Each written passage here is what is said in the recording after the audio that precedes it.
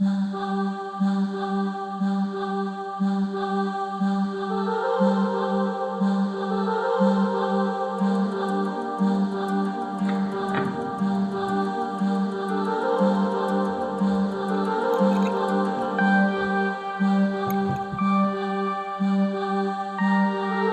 is how it all starts.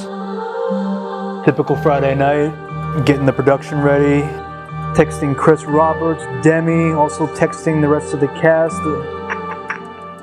We have Fernando Garcia, we're setting this up, perfect, all right. Okay, perfect, so we got Cris Barbosa and Michael Watkins, so everybody is on schedule to film tomorrow.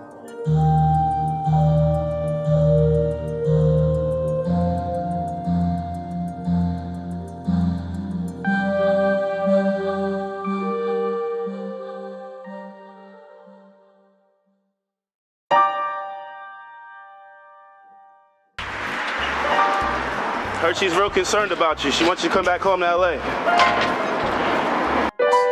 It's just wrong. No, you know, I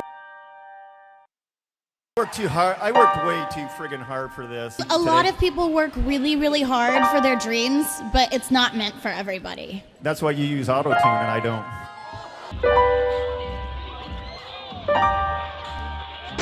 What did you say?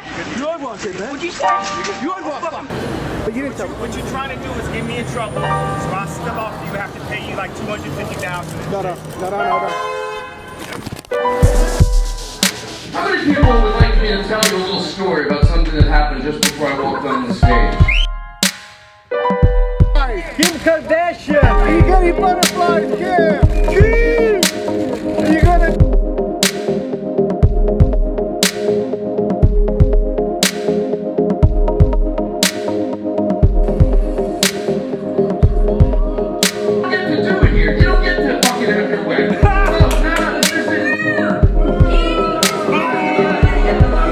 All you people care about is readers and making money off of her. She's a human! I want you off the fucking set, you prick! No, don't just be sorry. Think for 1 fucking second. What the fuck are you doing? Are you professional or not? Do I fucking walk around and rip that? No, shut the fuck up, Bruce. Do I want? No! No! We've never seen you behave this way. I know. Have you ever felt this way?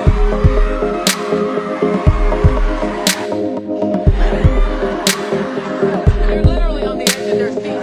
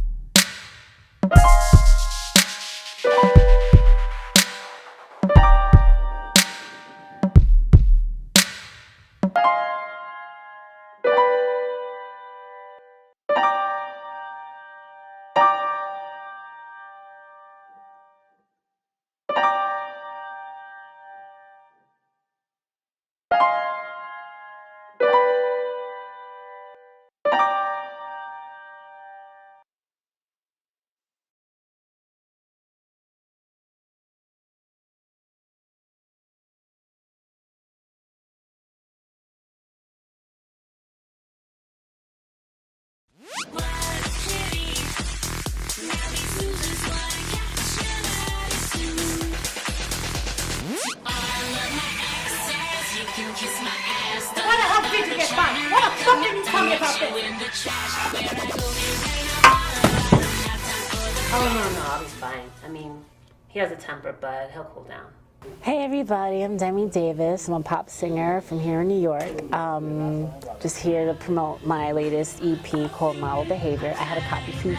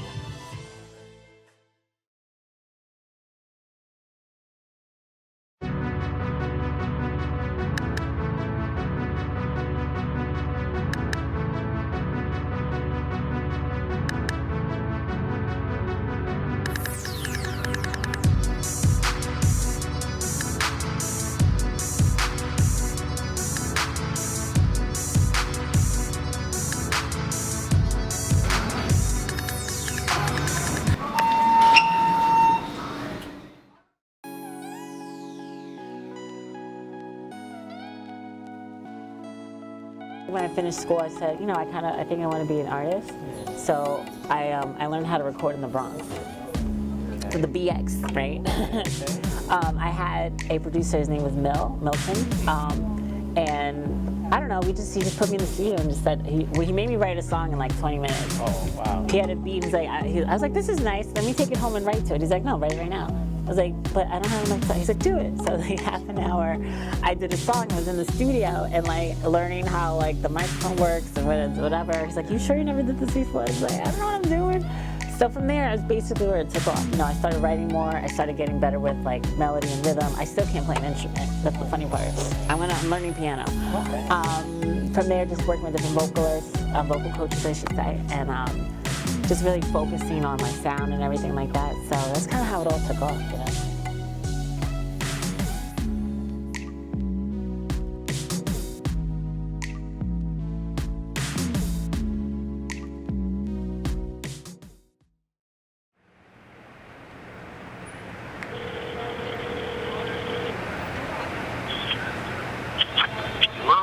Hey, what's happening, Tim? How are you? I'm good, man. I'm good. How are you? I'm good, man. Yeah, so we're filming tonight at the Comedy Club for Cris. Is there any chance you could be available to their camera? So nice to meet you. My name is Cris. I'm gonna ask Henry. Nice to meet you. I'm gonna ask you a couple of questions.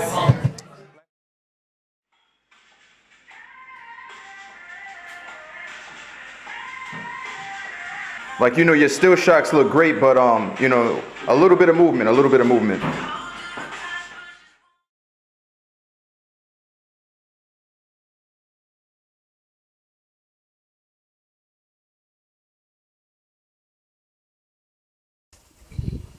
Found this at a vintage shop. It's badass.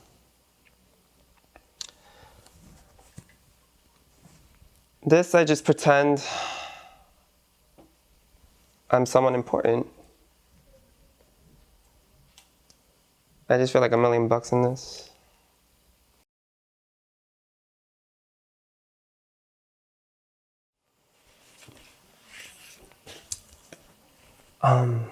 So my upbringing, I come from a very, very big family. My mother came here very young. She kind of, in some ways, entered a life she didn't want to.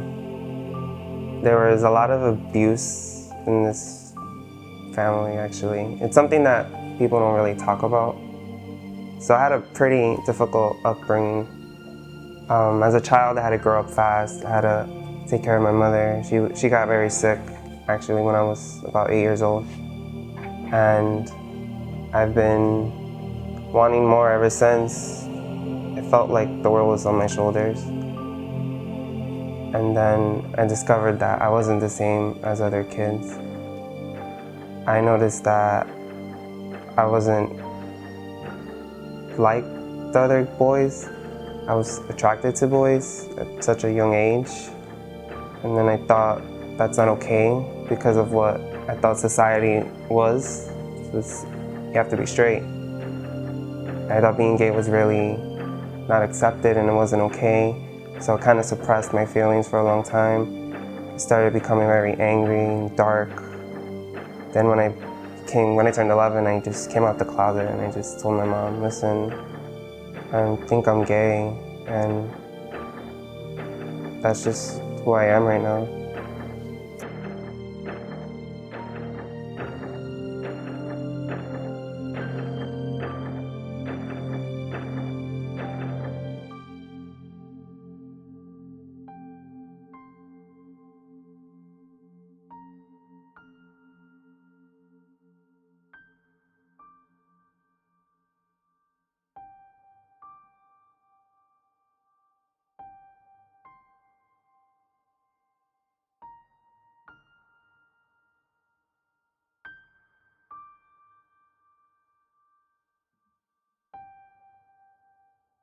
But I'm saying you greet him first, and after you finish greeting him, okay, look. After you finish greeting him, automatically you're my butler. You're gonna open the room, and then I'm opening the curtains for you. You're gonna open the curtains for me, and yeah, exactly. Okay.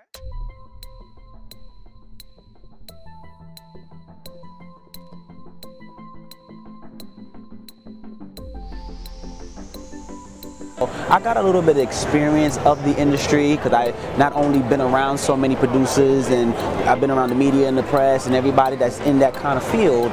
That's the experience that I get on an everyday basis. Yeah. So the advice to the people that are trying to get into the industry is to always be prepared for the worst and always do for yourself. Be your own person, be your own business.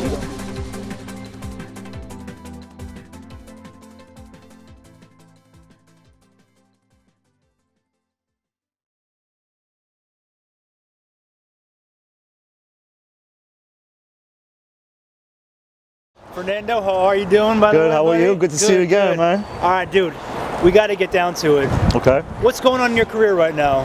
Right now in my career, well, I just finished doing something with Richie Castellanos called Lullaby, written and produced by James Arcudi, also with Identity Features. And right now I'm just doing this reality project. Looking forward to it, pretty much, and writing, doing a lot of writing. That's pretty much it. Cool. Right Now, what goes on in the personal life of Mr. Fernando Garcia? Well, work. I do security. I am a professional officer, security officer in the nightlife. I do a lot of nightlife events. I'm currently at Webster Hall. You can catch me there Saturday nights.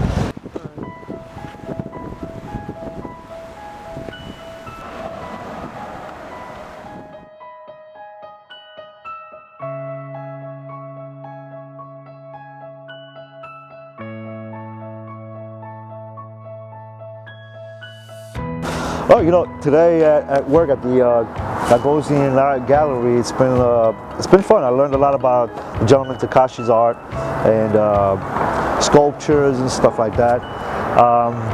But nevertheless, you know, it tells me how much his passion is to pursue mine. You know, for instance, you know, I'm an actor first and foremost. You know, I've done commercials when I was young. I've done theater.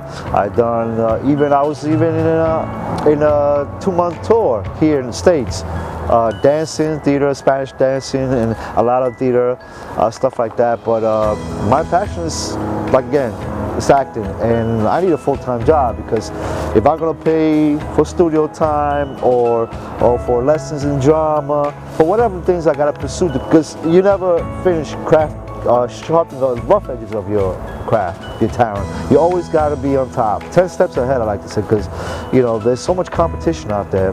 Who's to say I'm going to get it in tomorrow? So working helps me pay the bills, put food on the table, roof, help my family. But, you know, the most important thing, I can go to studios, rent out spaces, and, you know, because I also like to one day direct and put my whole perspective of what I want people to see from my neighborhood, from my culture, from my friends, from the environment I grew up here in New York, in Elmhurst, Queens. You know, around all the negativity and the positive parts of my life. I want to put that on film, but that's one day. That's one of the goals. But I want to act. You know, I want to go out there and put myself in grade 8. You know, if you will, class A. Not too close to the wall, ladies and gentlemen. Not too far in.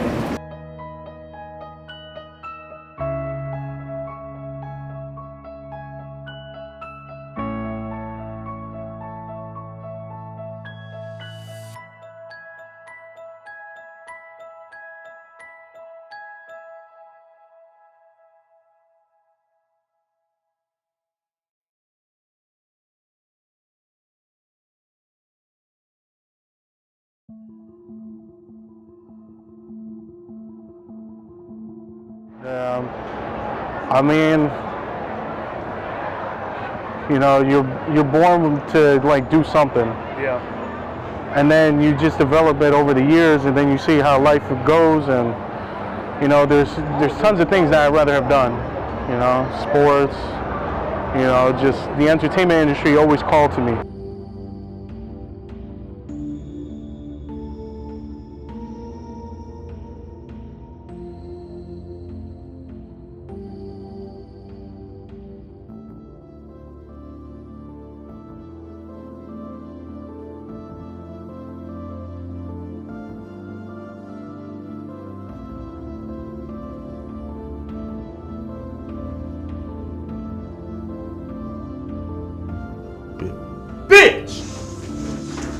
Oh, you gonna tell me, huh? Get off. Come here. You gonna get that thing out. It's too late. What? 5 months. It'll kill me to get it out.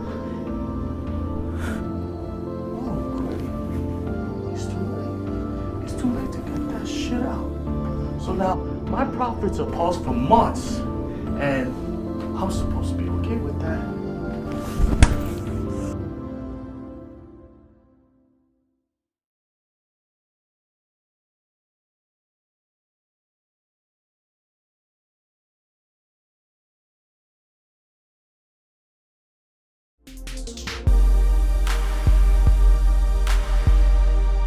Best you can be. It's something you gotta fight for. You gotta work on. Some days you're not gonna feel so confident, other days you'll feel super confident.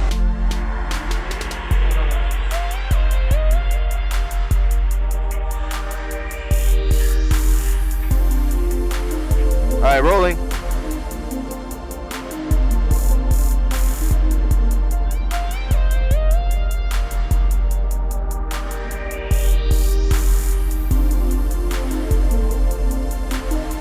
You wanna get it at an even keel and try to be the best.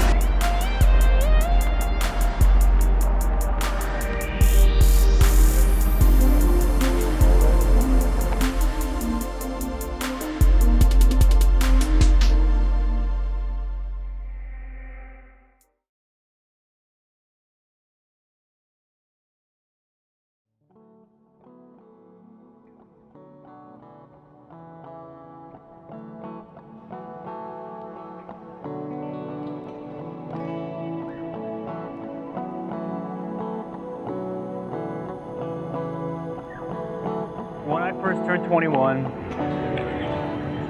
I loved this neighborhood.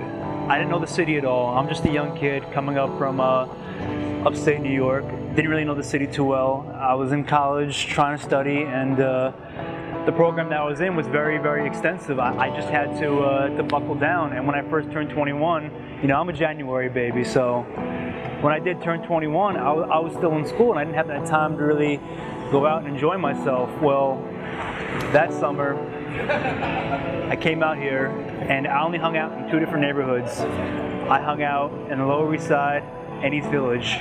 Each spot, I had 2 spots that I loved and enjoyed. I loved the pianos right there. It was amazing. Just a good spot to go to when I was younger. And the Lit Lounge in East Village. And at that time, when I first turned 21, there was an excitement about life that I just loved and I just wanted to take in. And you felt that. You felt every new experience was just beautiful, no matter what it was. As long as you tried your best, as long as you tried it all, it was magic. Now, as I got older, that feeling started to wear down a little bit. I moved to the West Coast to sort of, you know, quote unquote, find myself. Because being born and raised in New York, I didn't go anywhere else. I didn't have anywhere else to go. I was just here for the first 25 years of my life. I didn't go away to college, you know. I stayed local for school. And I wanted that experience that everybody else had. You know, they got to go away to school, they got to go away to college, and they sort of like had to live out their youth, you know, make some dumb decisions and love it along the way. I wanted to do that a little bit later in my life. So I moved to the West Coast, Las Vegas, Southern Arizona, Northern California, Southern California, and just everything about it was beautiful in the beginning. But the more and more I traveled, the more aimless my life became. I felt like I was losing myself. I was losing myself to I don't even know what. But that excitement about life that I told you about before, it wasn't there anymore. I had to come back to New York. And when I came back here, I just wasn't alive inside. Something was missing. Nothing excited me anymore. I was going through the motions. I wasn't living a life that was my own.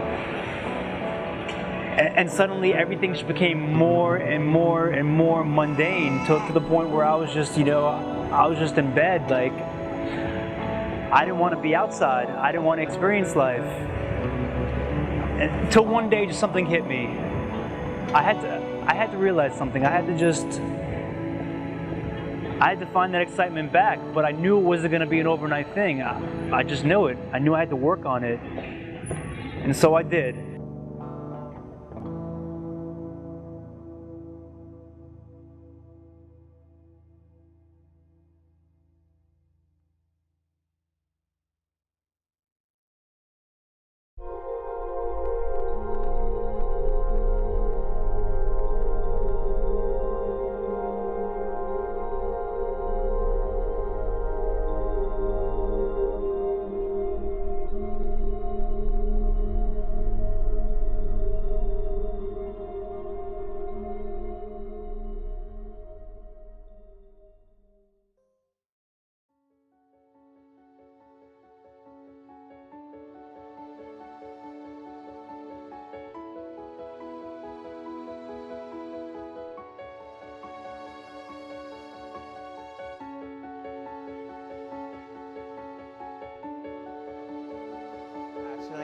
Hi. How are you? I'm Chris. Nice I'm to meet you. Ashley. Nice to meet you. I have a couple of questions because you were hilarious out there. Oh, thank you so much. So what made you want to do comedy?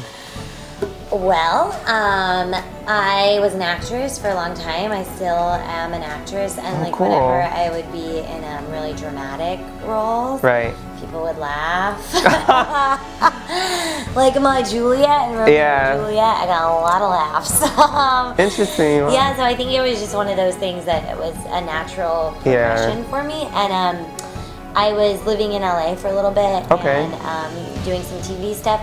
And I had come from the theater, and I noticed, you know, every night I was ready to go on stage. And so I always, especially as a woman, I didn't want to just have to rely on getting cast in something. I wanted to be able to be in front of an audience and make people laugh any day I wanted to. And that for me is what stand-up is, because I don't need anything else, but I need to make people laugh. Like I need to entertain. It's a nice feeling.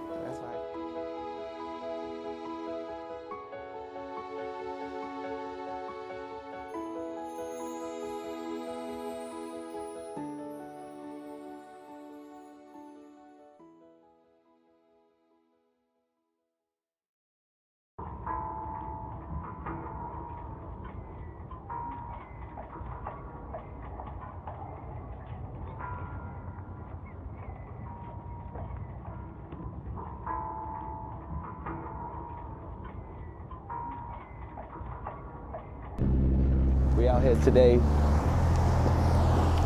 you know, showing respect and giving blessings to my aunt. You know, she just passed away. Man, it's the hardest thing ever. You know, like pain that I ain't never felt in my life. Through all the fame and the money, man, I give it back. Just to have my aunt back, you know? So my brother right here, you know, he's showing respect, whatever here. So, you know, we out here just, you know, keeping it together, you know, because we only got each other. Well, where I came from was Virginia. Wasn't raised down there. I was raised up here in New York City. You know, I had a hard life. Came from nothing. And I mean nothing out of something. I started working, you know, at regular jobs, thinking I would get somewhere in life. Finding out that wasn't for me. It's just slavery. And I found my way. Started doing modeling. And I started becoming who I wanted to become. And then my dreams started coming reality. And I felt better about myself, so that's how I knew that it was meant to be. Everything changed for me. But just like they say, the good does come, but then the bad comes along with it too. I'm always got that shit.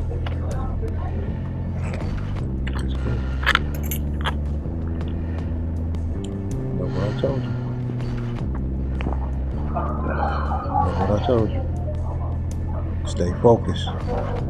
Stay focused. You got my numbers? Stay focused. I'm here. Day, night, don't make no difference. Yeah. They want to get it popping, we get it popping. Yeah. It's all good. It's all good.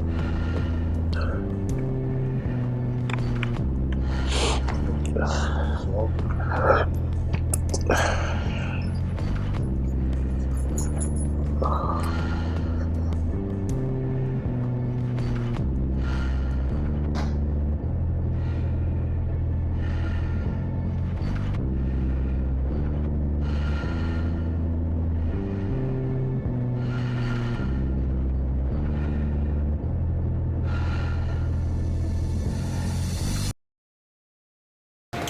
Easy exiting.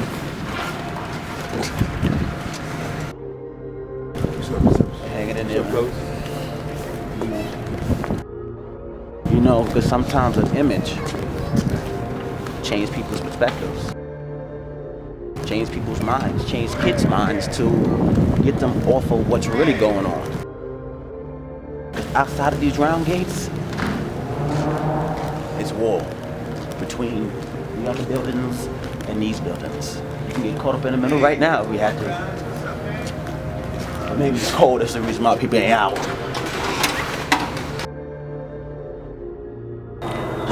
Damn doors.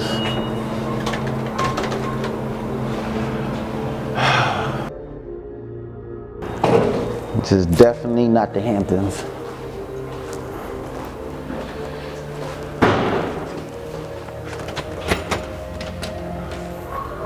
Most of the time the doors open, you know, it's the regular days. I do this every day.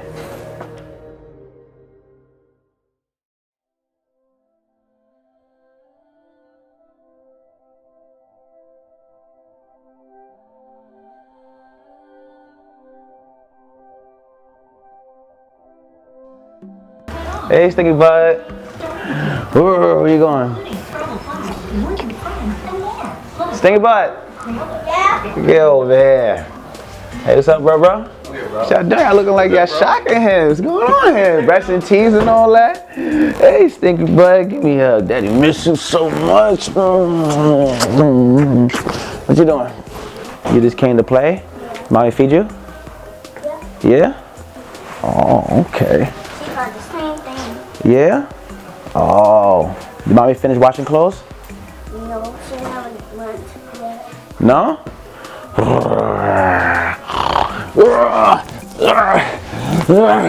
You're getting big, Stinky Boy. Daddy love you so much. You sure? You love Daddy?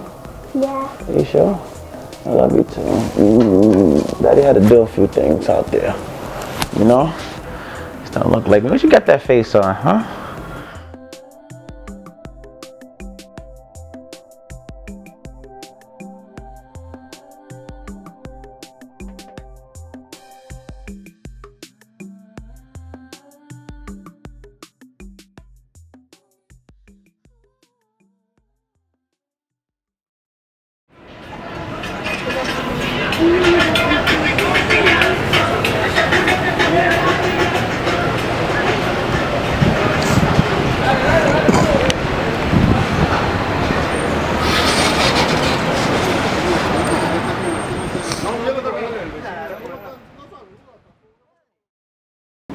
Coming from work right now, I'm going home. This is my spot.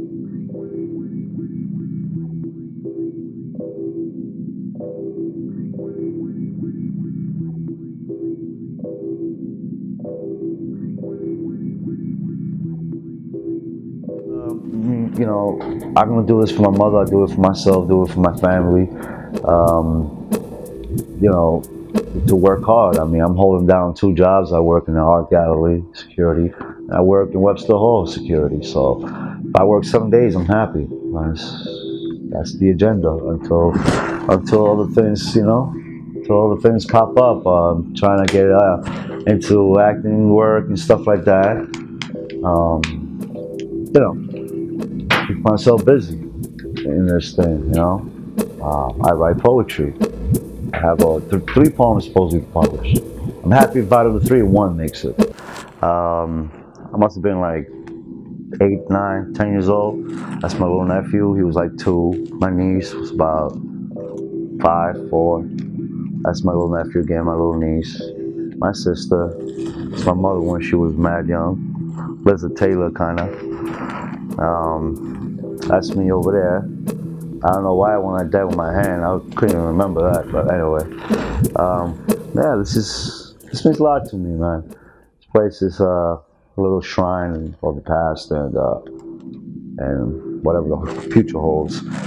Actually, this right here, I won 2nd place trophy, talent show in the city with me and a little crew that I had. I wrote the lyrics and made the beat with my friend Bob from Washington Heights, Bobby.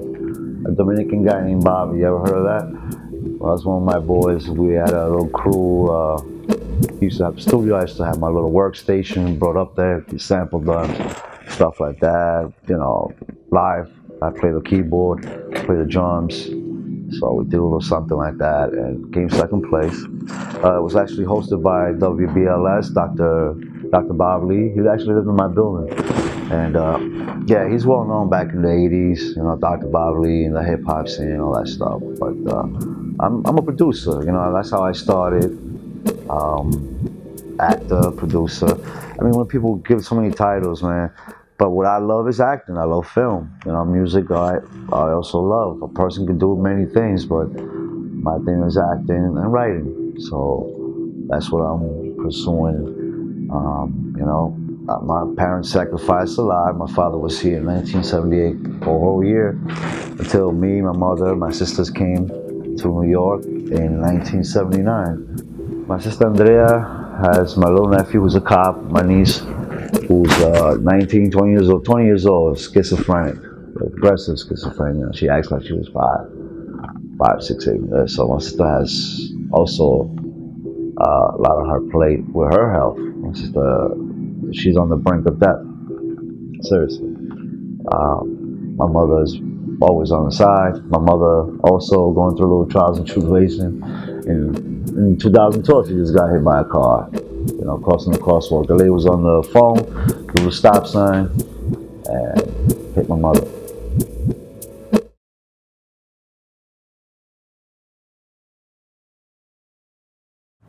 As an actor, you become somebody else.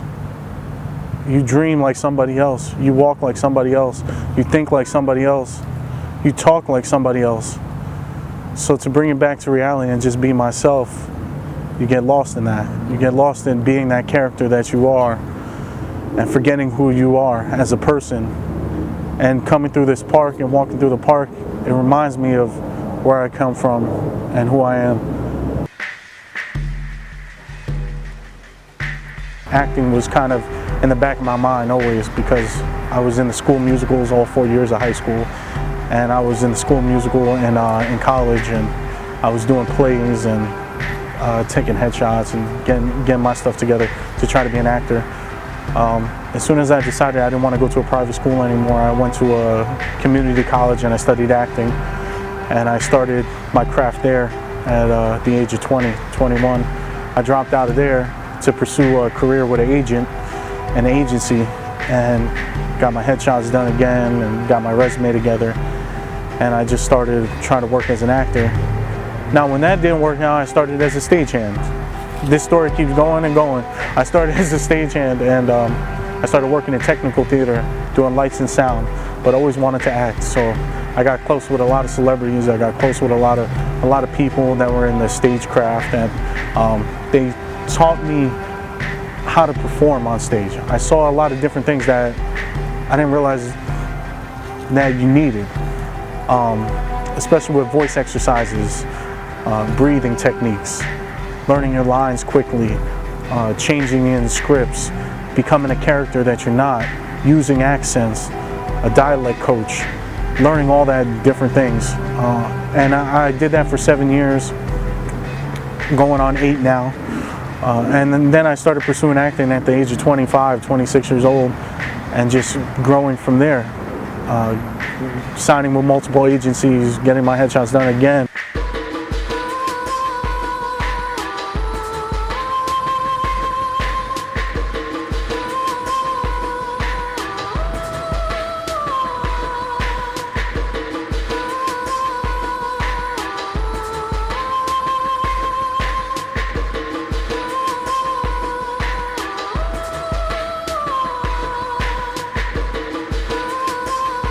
I want to be a working actor that makes great work, excellent work.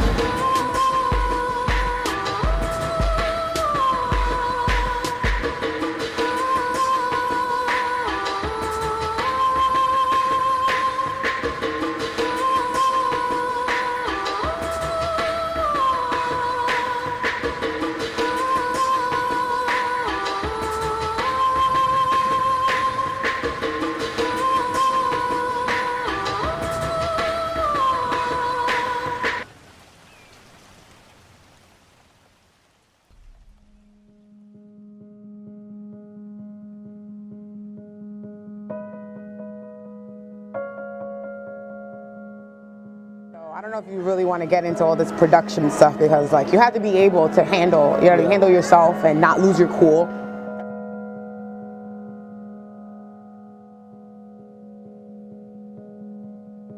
Definitely have to have patience. I'm not gonna lie, there's been times when my patience has been tested. Yeah.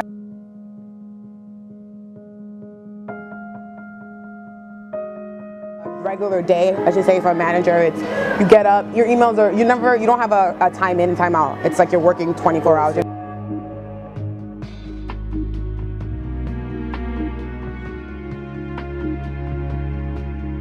You definitely have to have a multitasking type of brain or an assistant or some type of system.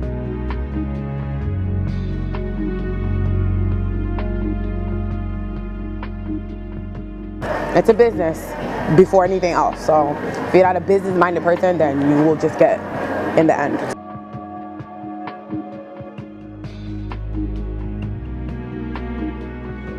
Well, that's a lot of advice that I gave you, so I feel like you're ready. I know, I appreciate that. Bring it in. Appreciate it. Yeah.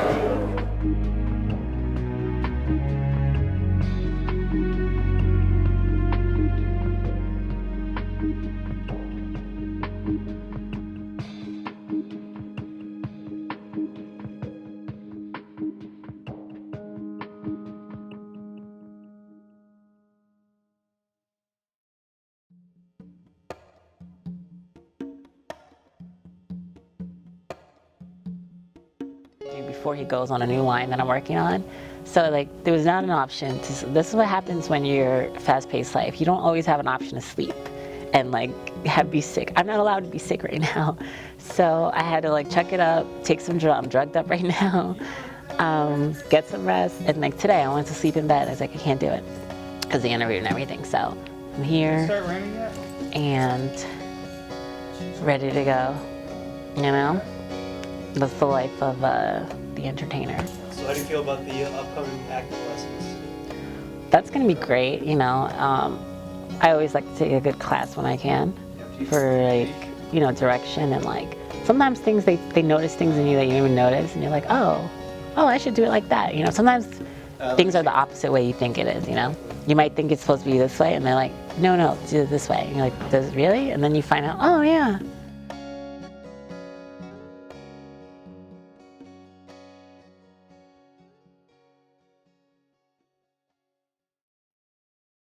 Thank you for coming to the preparatory, and I appreciate your trust. What I like to do is really get to the basis and the intimacy of the character and of the actor as well. And I wanted to just start out with a simple question, and I just want to go across, why acting? I'm a performer. I'm interested in people and what makes them tick. And I guess in acting you get to experience different types of people, and some like you and some not like you, and kind of make nuances and discoveries of yourself. So I find it quite interesting. Okay, well, so let's get into the work, and I'd like to see what you've prepared for me, and I will give an adjustment, and because of the time we have, I may stop you because I got to hear the truth, and if I don't feel you're in the truth, I'm going to make that adjustment.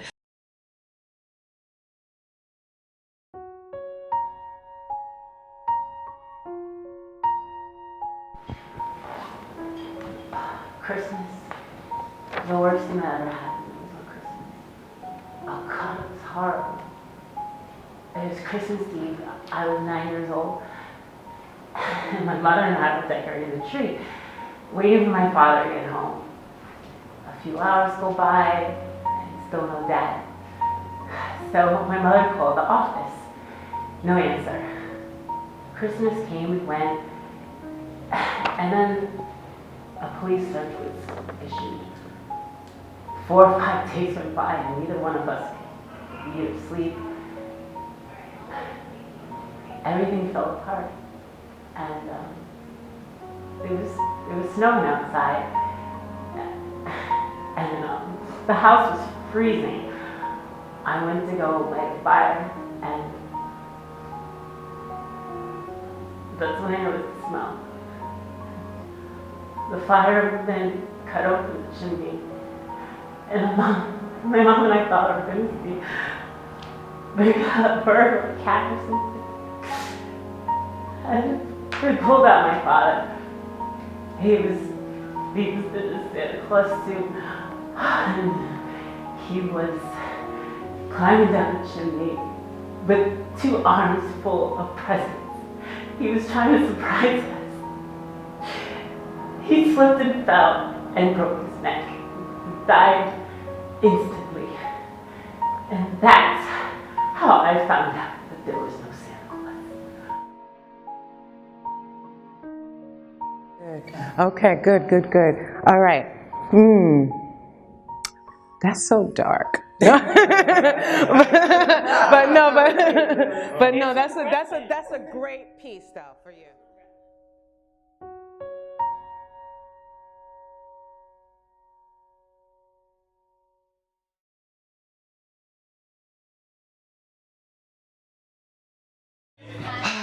So I'm really nervous right now. I don't know what's gonna happen, but I'm gonna go on stage soon. I'm freaking out. I've been up for 3 hours, literally. Been writing the sketch in my head. I don't know how I'm gonna do this, but I'm very anxious right now. My mom said I'm gonna do great, so I'm praying. I hope I don't fall, because that would suck.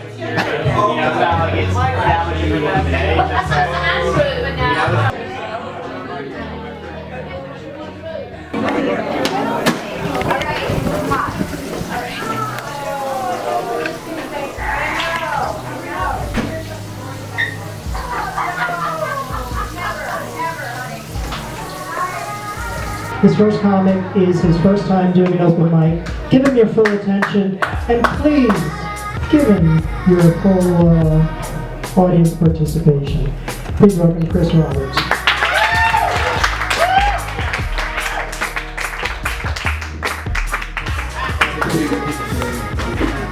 Hello, New York City. How's everyone doing? Awesome. Well, my name is Cris. Let me just start off by saying I am very single. I just broke up with this guy recently, and I'm pretty traumatized. I know, it's a hard pill to swallow. And trust me, a guy like me who swallow a lot of things, it's a tough one. Anyway, so this guy, he was my dream guy. He was tall, rich, and his balls went down to his kneecaps. He was just everything I wanted. So he used to spoil me a lot, and he loved it when I talked to him in Spanish. You know, cliche, I know. Anyways, so he took me to Macy's, and then after, he promised me he would take me to this 5-star restaurant. I know the majority of you people don't know what it's called, but it's called Chipotle. Who likes Chipotle here? Yeah!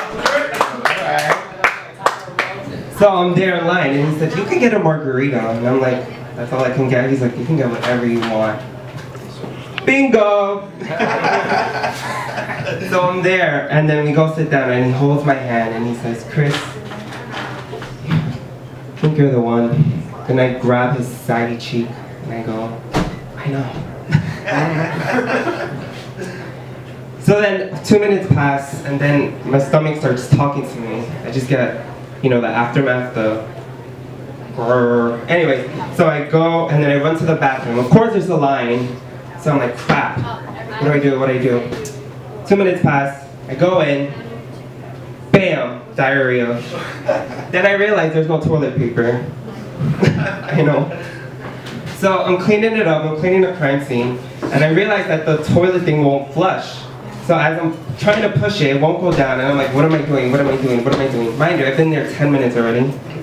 So I'm there, I'm freaking out, I'm like, maybe if I just run for it, he won't notice. So I go, and I'm like, you know, I'm just gonna run for it. I open the door, and there he is, right there. He smoked everything, and that's the story how I got dumped. I know. So who else is single here? Yeah! Alright, do you guys use dating apps? Yes. Who knows what Grindr is? Do you? Alright, for those who don't know what that is, it's actually like a Tinder / eHarmony, but with a lot of S&M photos, so picture that. Yeah. And don't worry, for you straight men, I'm not going to out you, because we're your friends. I'm not going to do that. Okay? Thank you. I was worried.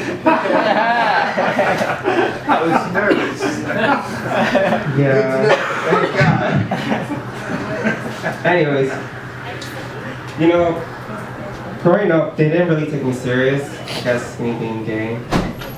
I don't know. I guess gay guys put the cherry on everything. So, for example, can you imagine Super Bowl party? Everyone drunk, girls depressed, cooking brownies. Gay guy shows up. Oh my God, he cooked brownies! No freaking way! Oh my God! Oh my God! Yep. Everything's always. Eric, yeah, pretty much it. All right, thank you so much.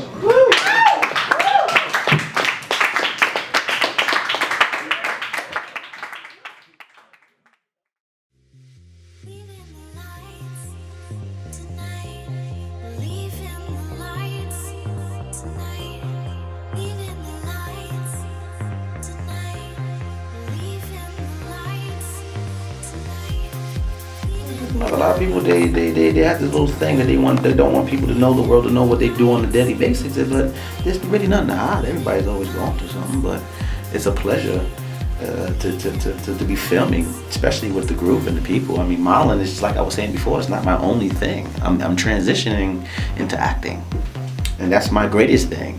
I fear nothing but the man upstairs. So anything is possible. We all know that.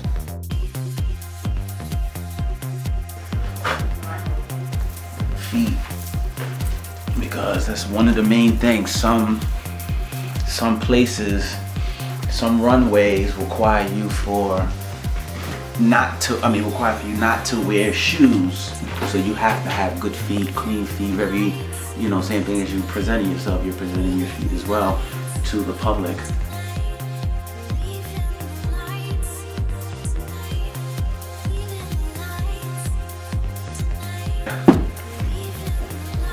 All black. And this.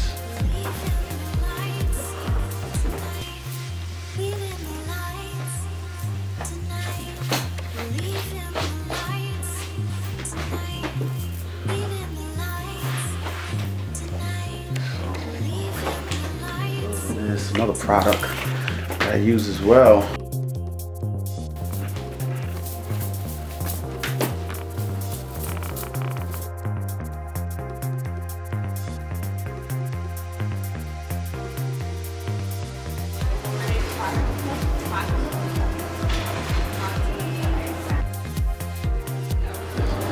Chris, nice to meet you. Are you here for music entertainment? No, I'm here for the fashion. Okay, the modeling? Awesome, okay. That first year, that room right there.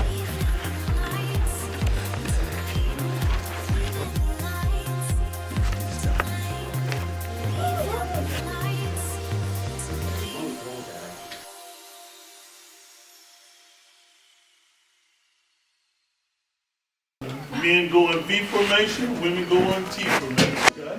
It is not a glamorous profession.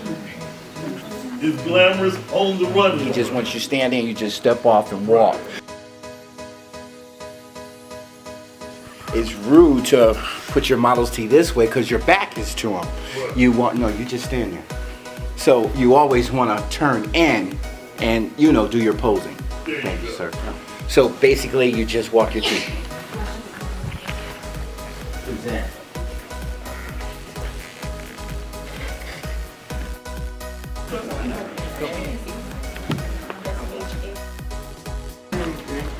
Right here.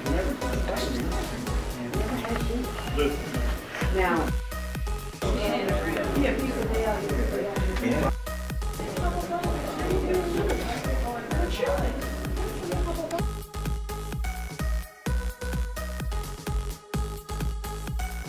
It was a great run. I can't complain. I was nervous. I was moving my mouth a lot. My mouth was dry and they were asking me. But it seems like everything is great, fantastic, just by the questions that they asked me. Feels like I'm always wanted. But, like I said, you get picked for casting, you don't get picked for casting. But I got that great vibe and that positive energy, and it feels good. So yeah, #1, baby.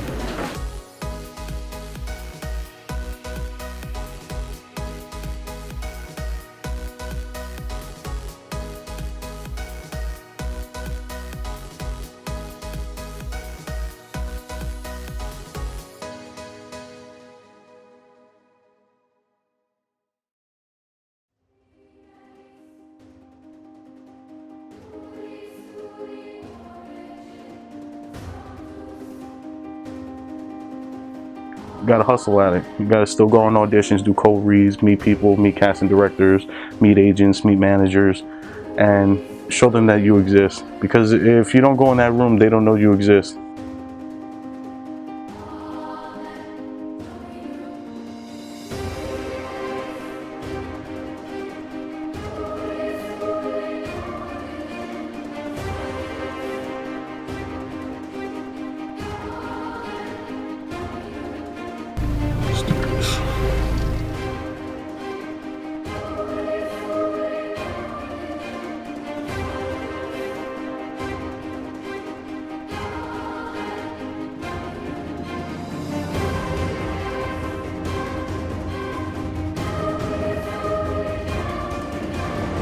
How would my character walk in right now?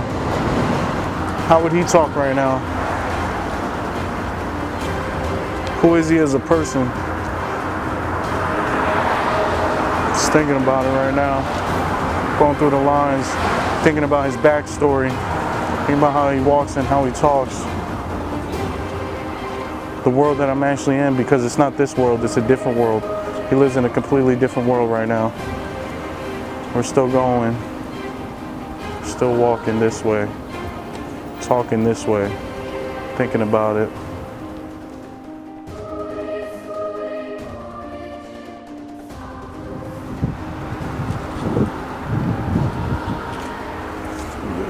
Let's do this.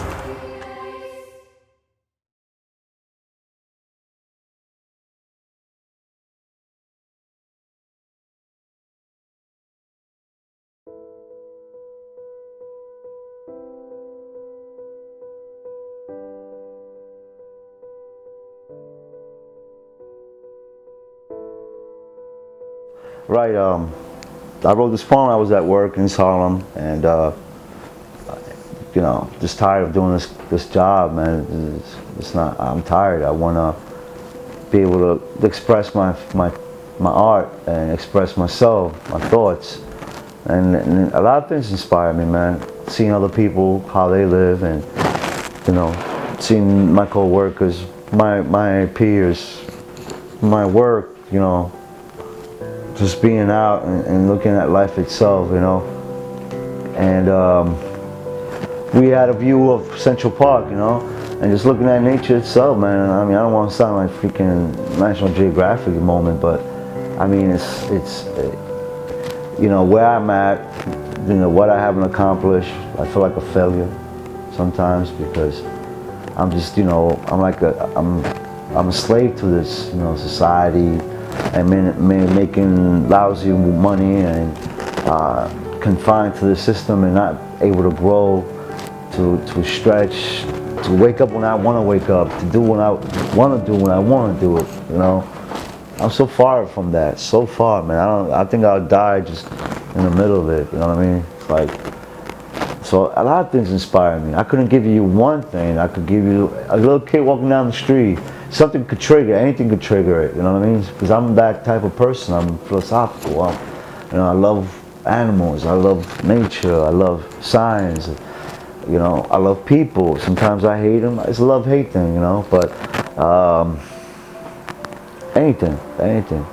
I'm not gonna look at a cockroach and inspire me, but you know what I mean? But this is like one of those inspirations, and I just wanted to recite it, because I write poems. And this is called The Last Thought to Think, you know. I'm gonna give it a shot. It says, the last thought to think should be the hardest to sing, but in the eye blink, my inner fears find peace from within. I don't sing, nor have I ever win. My choices of life are images of them. So I need to catch a breath. I don't sing, nor have I ever won. My choices of life, images of them. Is the image you see dim? I don't like crowds, no, ever they show me the same. My mind used to wonder if acceptance is a shame. Who am I? What purpose to fill up with this filthy cup that society offers? I don't like crowds, no, ever they show me the same. You know? Who am I? What purpose to fill up with this filthy cup? the society offers. No option, a current from the ocean will swallow me whole. Shatter the glass that has no use for this world.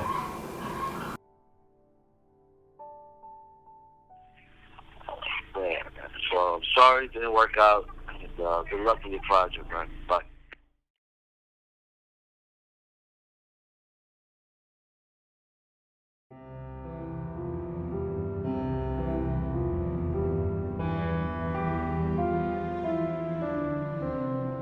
The show I'm working on, that's probably not going to be ready until next year. I have to write the script over the winter, but I'm kind of excited about it. What's the show you're working on? What's that? It's going to be called, right now, Girl Problems.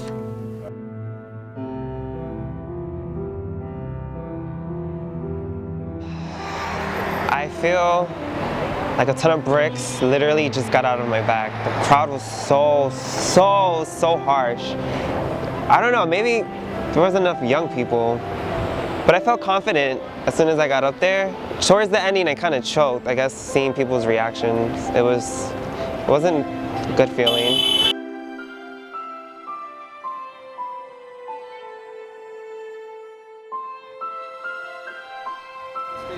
I felt an adrenaline rush, honestly. I felt my legs shaking. The second I grabbed the mic, I zoned out. Then I don't remember. I felt, I don't know, like an outer body experience. Like I just zoned out and I was just focused on everyone's face towards the end, and then I kind of woke up once I didn't hear what I was expecting to hear.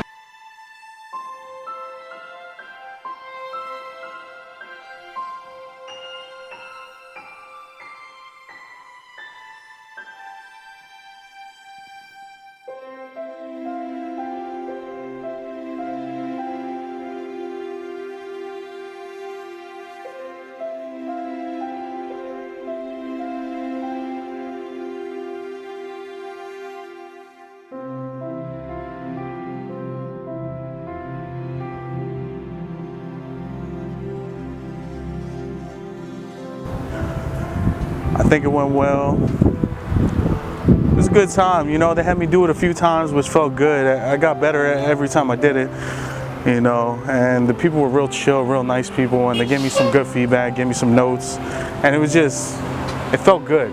You know, when you go into that room, you never know how you're gonna feel when you come out of that, and it just felt really good. The last time I did it, I'm definitely getting that call back. I got it, definitely.